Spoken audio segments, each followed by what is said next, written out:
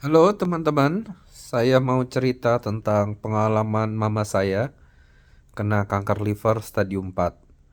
Semoga kisah ini bermanfaat bagi kalian semua karena pastinya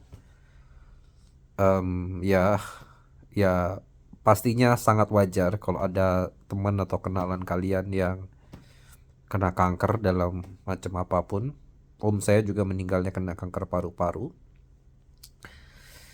Mertua kakak saya juga meninggal kena kanker payudara. Jadi ya ini cukup umum ya, semoga tidak terjadi di kita juga. Jadi kronologisnya sebagai berikut. 12 Agustus mama saya ketahuan karena waktu itu ceritanya awalnya dia kira mah atau pokoknya sejenis penyakit lambung. Dia masuk rumah sakit di Bali.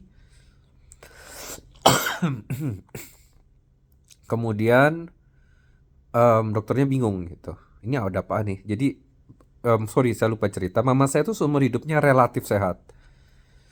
Gaya hidupnya nggak bagus-bagus amat, tapi juga nggak jelek-jelek amat lah. Standar lah, tante-tante di Indonesia umur 52 kayak apa gitulah hidupnya.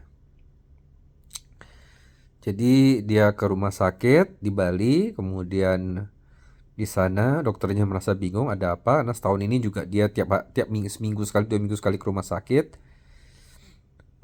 Tapi ya not in my wildest dream ya itu cancer. Jadi ditemukan sebuah tumor ukuran 8 kali 7 cm. Berdasarkan hukum, dokter itu tidak bisa memberitahu kalau itu adalah kanker karena belum dibiopsi. Tapi ya dia bukan orang bodoh lah. Dia cuma bilang tidak ada rumah sakit satupun di Indonesia yang bisa beresin ini.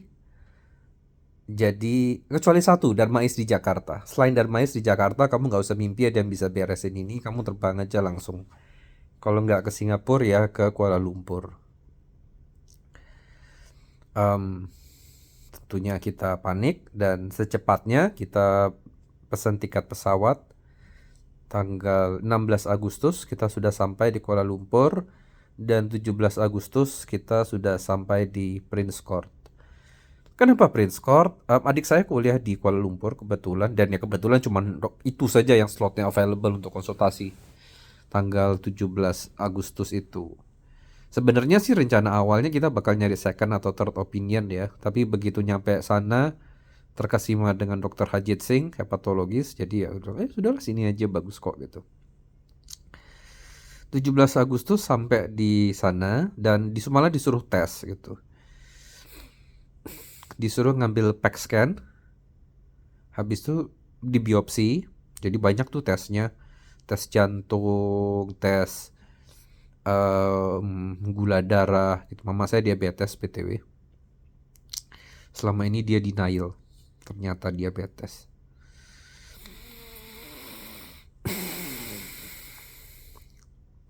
Tanggal 26 dia operasi. Operasinya itu sekitar 300 juta katanya dan akan selesai dalam 6 jam. Operasi potong liver. Ternyata setelah 2 jam sudah selesai. Dokternya datang dan manggil kita dan bilang ternyata kansernya sudah menyebar kemana-mana. Saya baru tahu waktu saya buka perutnya, semua perutnya isinya tumor.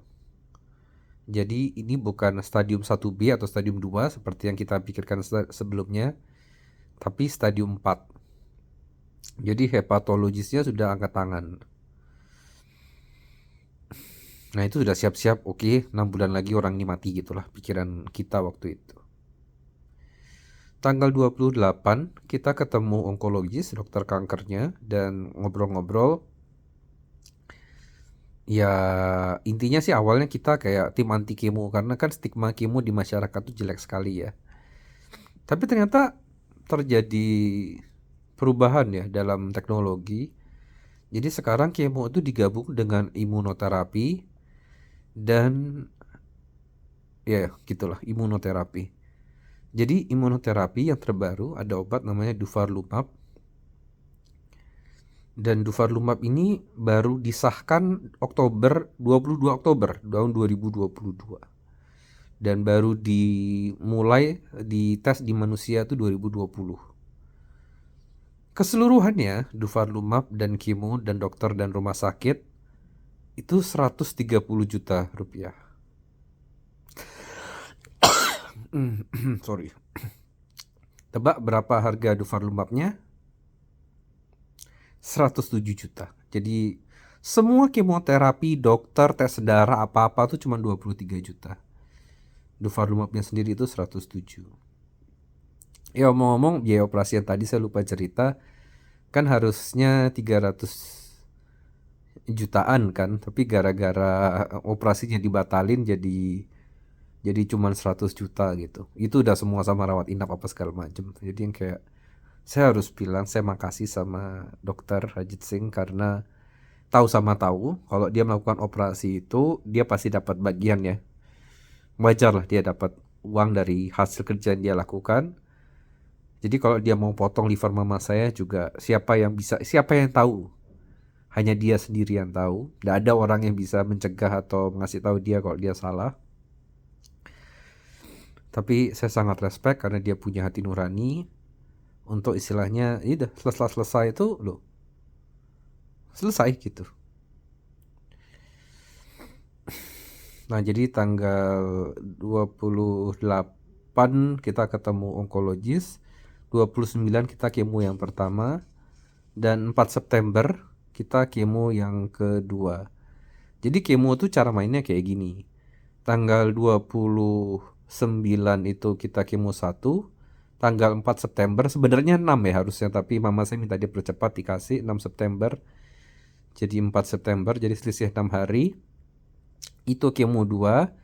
Jadi yang 29 itu sama imunoterapi. Jadinya yang 130 juta itu. Tapi kalau yang ini yang kedua itu murah. Itu cuman sekitar 50 juta lah gitu. Dan itu juga bisa semahal itu karena mama saya rawat inap. Karena sehari sebelumnya dia sudah nggak tahan karena kondisi tubuhnya drop. Seperti itulah kejadiannya dan perincian harga segala macam. All in all, semua biaya di luar biaya hidup ya. Jadi murni cuma biaya rumah sakit itu 300 juta rupiah sejauh ini. Jadi ini kemonya kan baru ronde 1 kan. Jadi itu kita sebutnya 1 siklus. Jadi minimal sekali kita akan menjalani 8 siklus.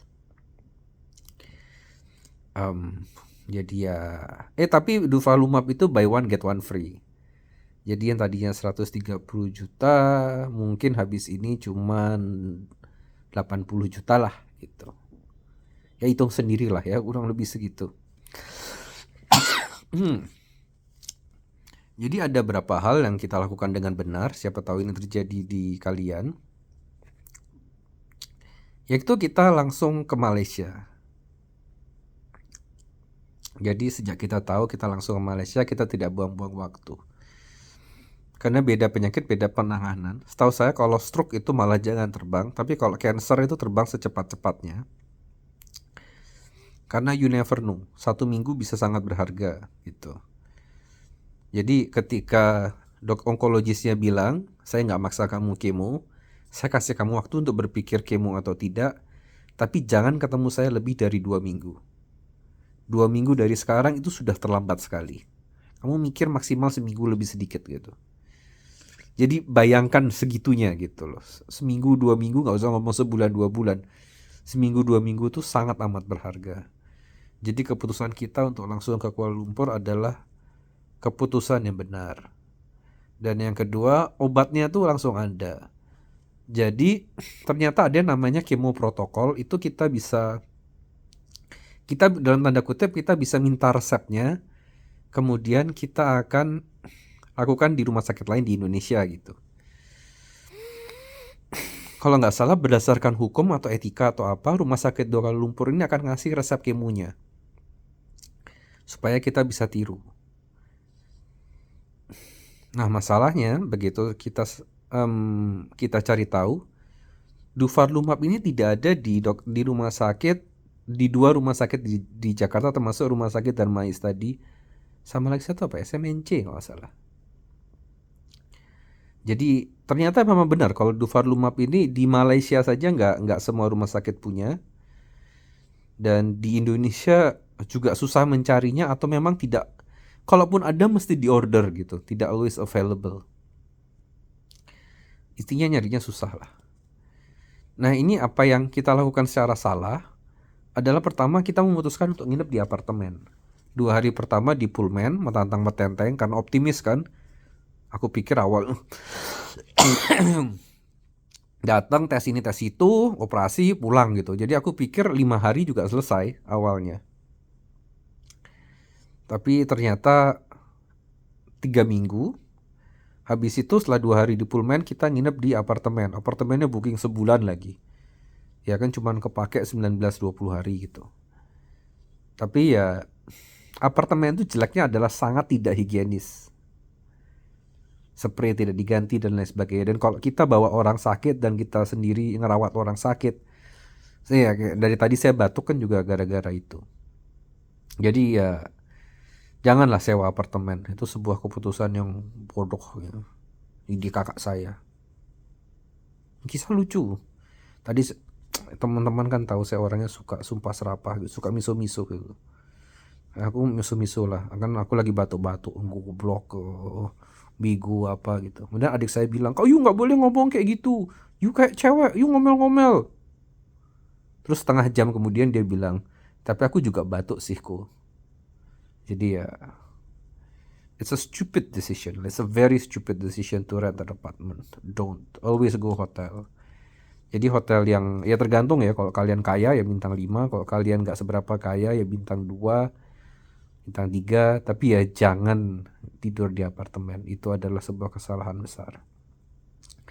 Dan kesalahan kedua adalah asuransi Mama Sequis. Saya balik lagi ya, saya bukan orang insurance ya. Saya bahkan belum punya polis untuk diri saya sendiri kecuali BPJS. Tapi secara umum usahain cari asuransi yang lebih internasional ya. Soalnya kalau yang ini kita nggak tahu apakah habis kita bayar, apakah bisa di reimburse atau nggak bisa gitu loh. Kalau katanya kalau asuransi yang besar-besar itu kan bisa lebih tinggal gesek kartu di Malaysianya, jadi lebih praktis gitu. Ya gitulah. Jadi carilah asuransi yang internasional dan bonafit. Tapi kalau kalian ditipu agennya ya sama saja bohong. Ya begitulah ceritanya tentang pengalaman saya menemani mama yang kena kanker liver stadium 4. Dan pengalaman ini akan berlanjut terus ya, karena kemonya tuh ada teman mama yang kemo tuh sampai 30 siklus gitu. Jadi sebulan tuh 3 kali dia ke Kuala Lumpur gitu. Ya bisa ngomong apalah. Terima kasih sudah mendengarkan. Goodbye.